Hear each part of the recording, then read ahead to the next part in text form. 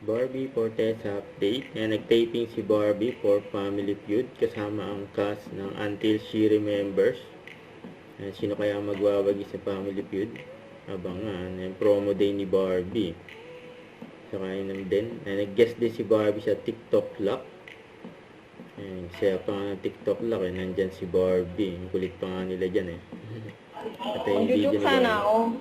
Kaso baka sa akin ka sumaya. Yan no? Grabe si Barbie, hugot. Okay, if I get one. Ayan ba? Si Barbie.